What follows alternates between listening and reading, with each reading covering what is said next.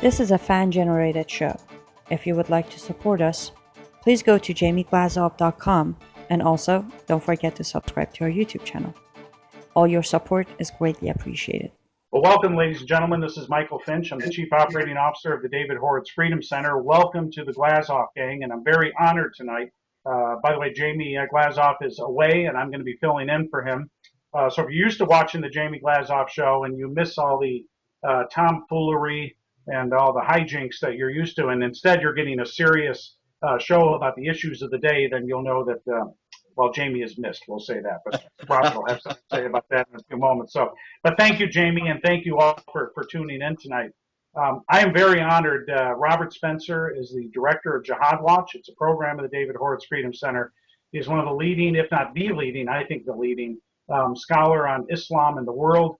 We all know that we're in a civilizational struggle against Islam or against Islam radicalism or jihadism, or there's all these different words which Robert can help us define. But there's no one better to understand and teach us and educate us about this struggle and about Islam than Robert Spencer.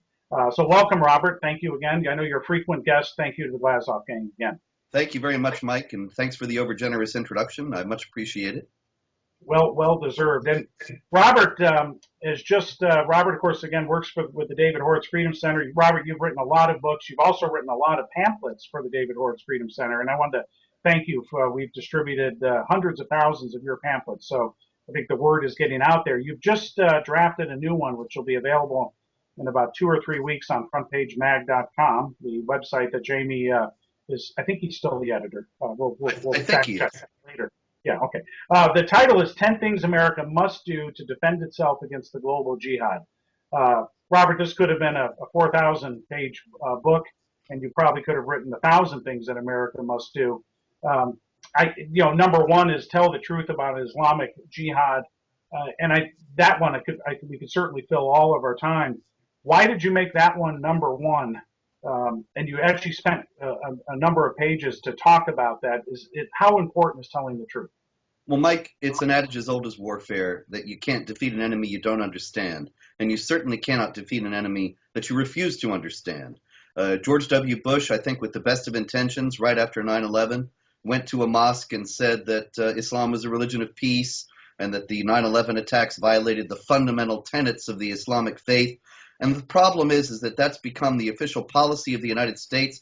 Barack Obama, especially in 2011, forbade the FBI and other agencies from discussing the Islamic religion in connection with the terror threat. And so he's actually forbidding agents from understanding what we're up against. Now, the problem with this is that it deforms our response. It makes our response to the jihad threat go down innumerable blind alleys. I mean, I think most notably, the Bush administration thought that the Iraqis would establish a Western secular republic, Western-style secular republic, and that would become a beacon of freedom for the Islamic world. They did that, they thought that because they did not understand or care to understand the nature of Islamic law, the power that that law has over people, and the fact that it's a political, violent, and supremacist ideology and not just a religion.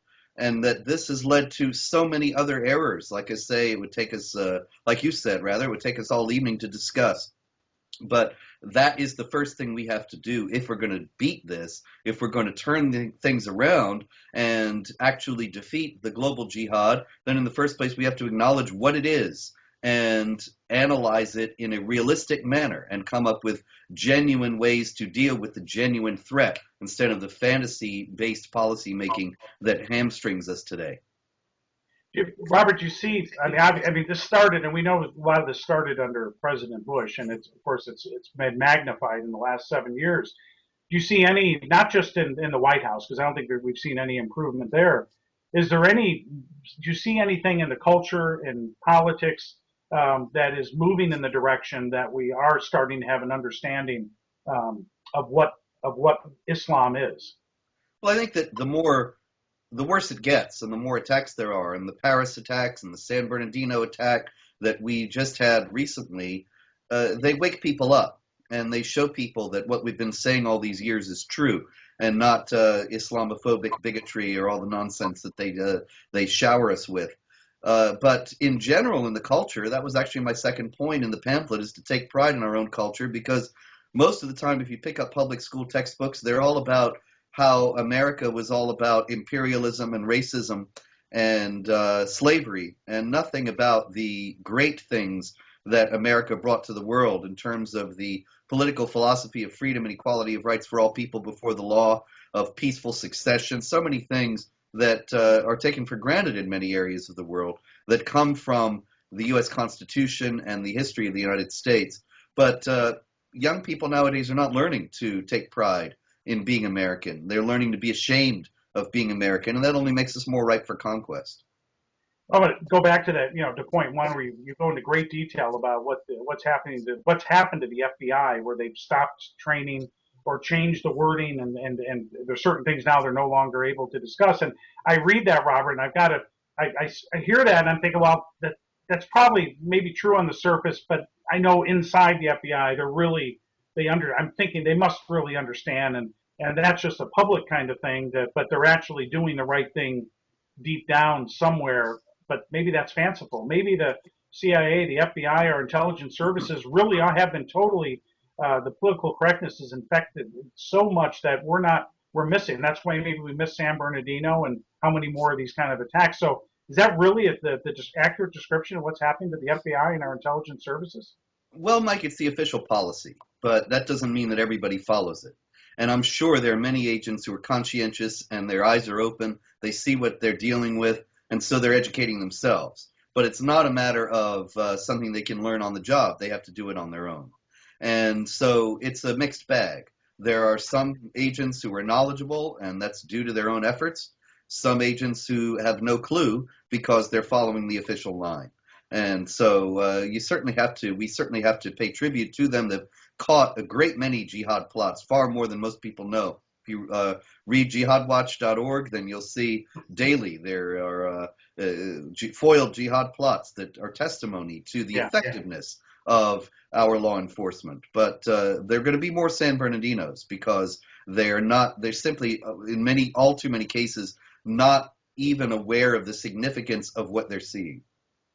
I'm going to jump to point number 4 when you talk about challenging Muslim organizations, and there was a very brief one short paragraph and then one sentence. I'm not giving this much hope. I mean, and I can't imagine you are either. The current Muslim, if you're talking about CARE and ISNA, they're never going to accept. They're never going to come over and tell the truth. They're never going to help our intelligence services, are they? No, you're quite right. These are groups that have opposed every counter-terror measure that's ever been implemented, and CARE tells its followers to not talk to the FBI, not cooperate with law enforcement. This kind of thing is designed to hamstring our efforts to resist the jihad threat by making the Muslim communities a hindrance to jihad investigations instead of the help that they ought to be. So I don't really realistically think that they're going to turn around and implement programs to fight this in any realistic way, but they have to be called out.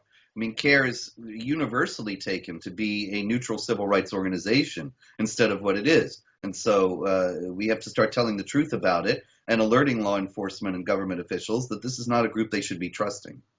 Well, I was going to say that's where your work is so important, and to be able, by challenging them, when CARE gets up after San Bernardino, the work that you're doing to educate people about the true nature of CARE means that when Americans see this press conference and they see a CARE representative, the first thing they need to think about is this is not a human rights organization. This is a Sharia law apologist organization, and they have zero credibility. So really, by challenging it, you're opening people's eyes. So CARE loses credibility because they don't deserve any credibility as a mainstream human rights organization. So that, I think you're right. Even if the hope is futile, it's the work is in exposing just exactly who CARE is. So precisely, and that's all the more necessary. We just saw Obama inviting a CARE rep to the White House, even though it's the Justice Department, not us, Mike, who said that they're an unindicted co-conspirator in a Hamas funding case. They have ties to the Muslim Brotherhood as well as to Hamas. These things are a matter of public record. The White House in disregarding them is showing yet again that it's not really on our side in this conflict. You know, and the Sharia law. This is another one I don't have a lot of hope for. And getting Muslim groups to renounce Sharia law, or at least the aspects of Sharia law, that's like asking Christians to acknowledge that Jesus is not the Son of God. Sharia law is intrinsic to Islam, and it is what it is. Sharia law is what it is. So, but again, it's the exposing of it. But I mean, the idea that Muslim groups would come out and say, well, Sharia law is wrong, or that it is not cannot coexist with the U.S. Constitution. To actually get them to admit that, I think, is probably pretty futile. Again, wouldn't you agree? Oh, absolutely, Mike. And here again, the point is to raise awareness and to let people know that Sharia, the Islamic law that's supposed to be the law of Allah, it denies the freedom of speech, denies the equality of rights of women, denies the equality of rights of non-Muslims, and is incompatible with constitutional freedoms in numerous other ways. So it's hardly something that we should just assume, as CARE would have us assume, that it's completely compatible with Western freedoms and the U.S. Constitution. And it seems like you've been doing this for years now, and we've been at this. The center's been around a long time. How many years? Hundreds. Okay. I think for the average American, I think the understanding of 15 years ago, I had no idea what Sharia. I wouldn't have even known what the context was. I think Americans do have a better understanding. I know it's not a majority, but I think there is a group of Americans, a large group of Americans, that at least have some understanding of what Sharia law. I'm not talking about politicians, the media, the elites. I think a lot of Americans do have an understanding now that Sharia law, what it is, it's dangerous and it's not compatible with the Constitution. So I think the education's working, even if it doesn't seem so at times. But I think among the average American, it is starting to sink in. I see that. Do you agree? Reality just can't be denied forever, Mike. People see it with their own eyes, and then CARE and the Obama administration come along and say, don't believe your lying eyes, believe us. But it just is not going to work forever. Reality is reality, and it can't be denied. I guess we're going to have to come back to a part 2 for the rest of them. I think so, and I want to get into ending Muslim immigration and so many other things, and 10 minutes goes awfully fast, but if we're out of time, Robert, I wanted to thank you again, and I hope we can do a part 2, or maybe Jamie can pick up and he'll drop the hijinks and actually do a serious show with you about the threat that we're facing. But Robert, it's been a real honor. Likewise, Mike. Thank you. Thank you so much. Okay. Night.